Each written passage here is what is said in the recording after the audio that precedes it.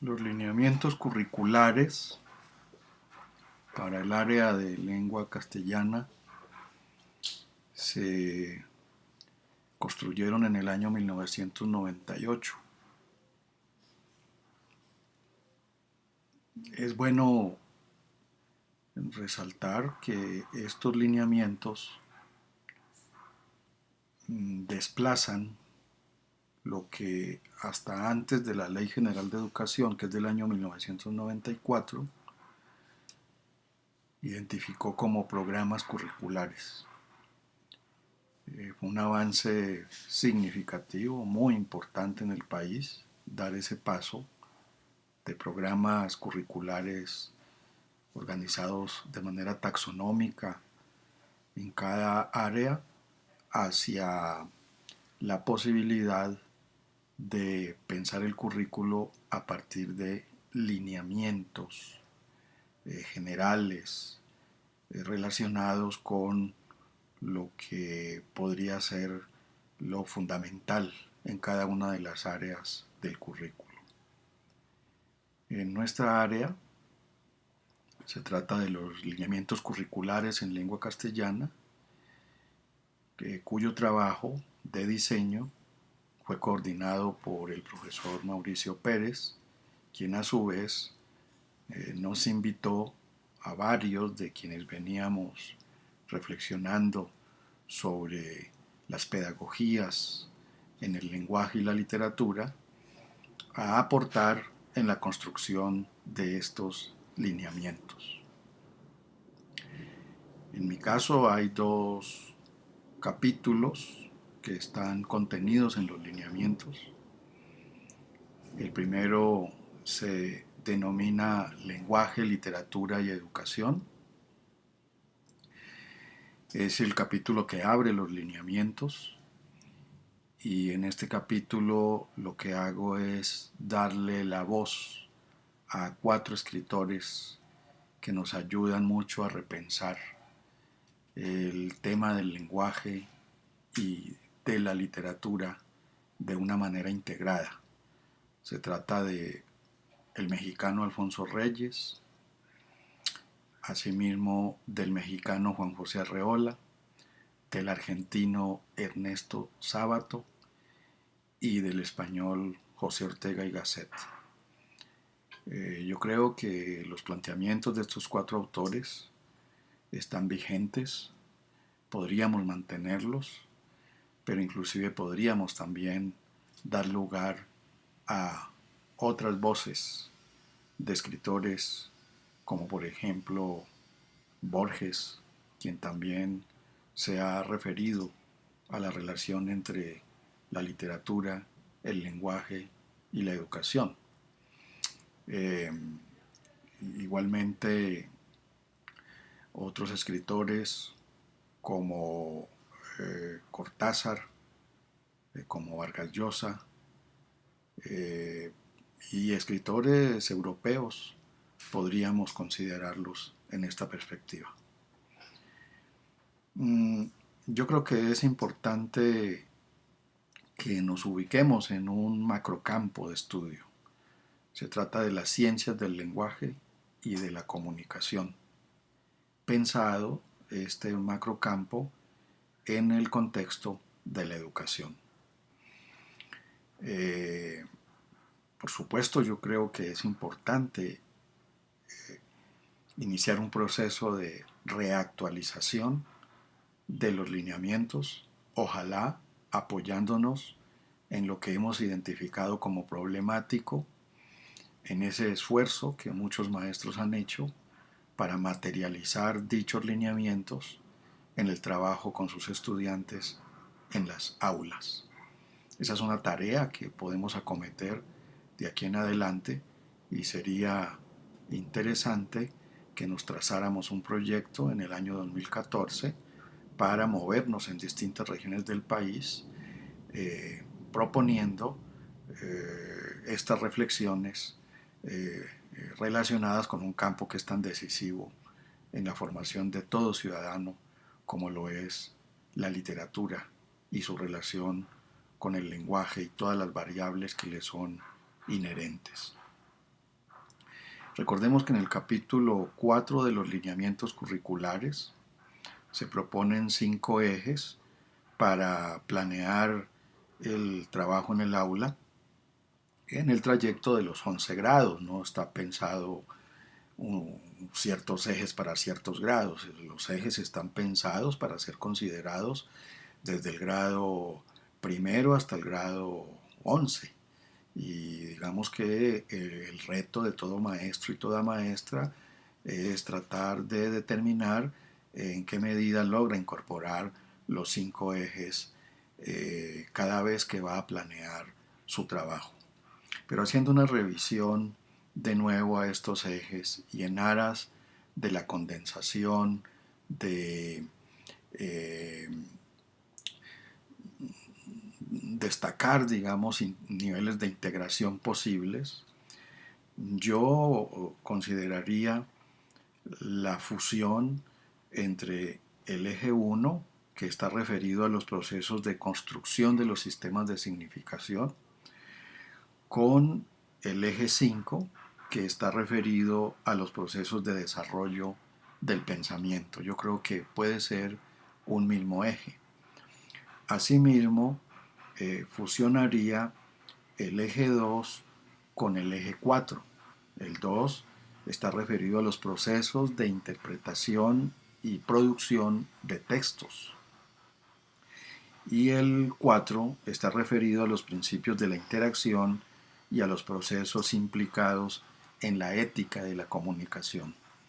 Creo que los dos ejes se pueden fusionar para evitar, insisto, la dispersión, la atomización y darle prelación a la integración, al carácter holístico de estos ejes. El eje 4 habría que mantenerlo por lo que significa la literatura en la formación de los niños y de los jóvenes y en consecuencia de todo ciudadano. La literatura y las artes son decisivas en la transformación de la conciencia de todas las personas. Y hemos de mantener en el centro de la escuela la literatura y las artes, buscando por supuesto los enlaces con las ciencias, que son relaciones inevitables, no son dicotomías. Hay que trabajar mucho la manera como se retroalimentan las ciencias de las artes y viceversa. Vamos a referirnos entonces muy rápidamente a lo que es el eje referido a la literatura, dado que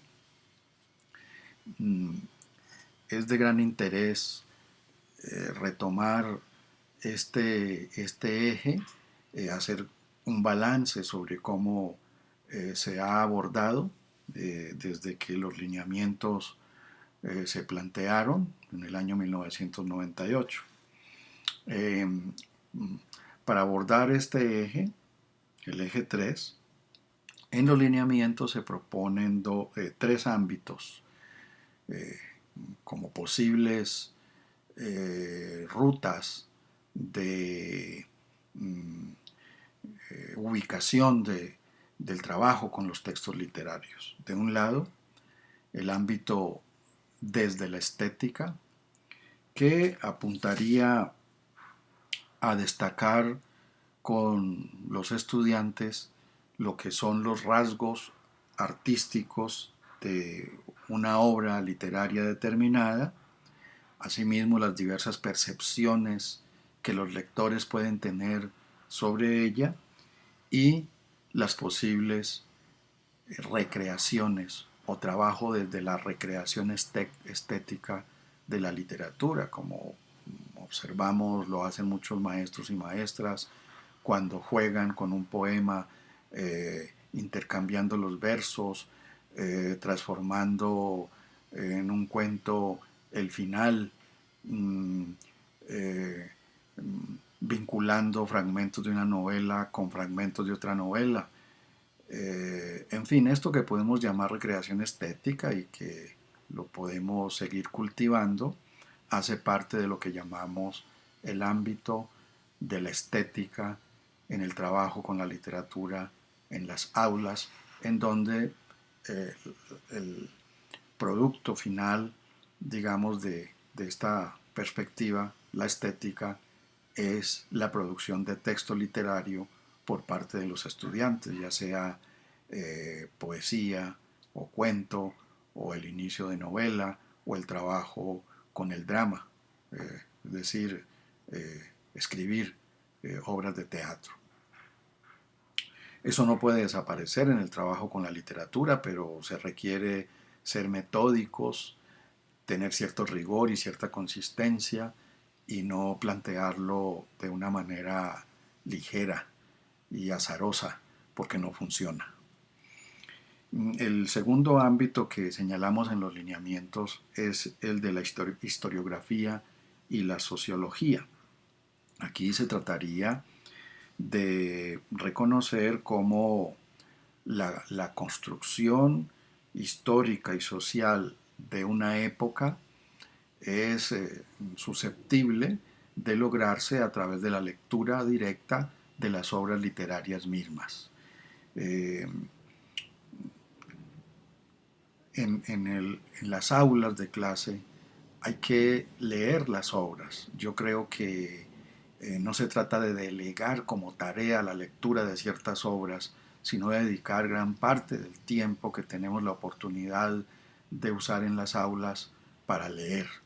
Se pueden leer las obras allí haciendo las pausas que se requieren para la discusión. Un trabajo en esta perspectiva nos permitiría identificar los anclajes históricos y sociales que están contenidos en las obras literarias. Y luego de hacer el trayecto de lectura de varias obras literarias, aparecerá la representación historiográfica de la literatura. Es decir, de cierto modo lo que proponemos es que la historiografía literaria sea construida por los lectores en esa experiencia vivificante y epifánica que constituye la experiencia de la lectura literaria. En este ámbito me parece que la asignatura de historia y de filosofía puede aportar mucho. Lo ideal sería que en los colegios hubiese un cierto acuerdo en relación con los temas de los proyectos que se abordan en el currículo para que haya convergencias, por ejemplo, entre el área de lengua y literatura y el área de ciencias sociales, particularmente la historia y la filosofía. Y en ese sentido, podríamos considerar en la evaluación de las asignaturas trabajos integrados. Esto lo he venido proponiendo también en otros momentos, que un trabajo que, por ejemplo, realizan los estudiantes en torno a la literatura rusa de finales del siglo XIX, analizando, por ejemplo, Crimen y Castigo de Dostoyevsky, eh, haya un trabajo paralelo desde la asignatura de la historia rusa en el siglo XIX, que permita pues proporcionar elementos históricos, sociales y culturales a ese lector que se está formando leyendo una obra clásica de la literatura universal como lo es Crimen y Castigo de Dostoyevsky. Eso para dar un ejemplo entre otros posibles. El tercer ámbito que destacamos en los lineamientos es el de la semiótica. Y podemos decir que los dos ámbitos anteriores recalan, se proyectan en este ámbito, el de la semiótica. Aquí se trata de trabajar con la reconstrucción del texto, identificando, digamos, sus secuencias espaciotemporales, los grandes momentos narrativos que constituyen la obra, si se trata de una novela o de un cuento, y en el caso de la poesía igualmente las equivalencias y los paralelismos internos que constituyen el poema, como desde esa reconstrucción podemos dar el paso hacia la experiencia hermenéutica del texto literario, es decir, leer texto desde las estructuras profundas que lo constituyen, que implicaría identificar o develar los correlatos socioculturales que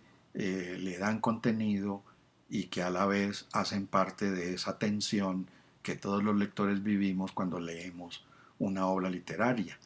Se trata de ese cúmulo de información que materializa una obra literaria y que es el resultado de la formación cultural, filosófica, histórica, política del escritor, y que ahora el lector, al vivir la travesía por los universos semánticos de la obra, de nuevo reconstruye esos correlatos socioculturales que están allí contenidos.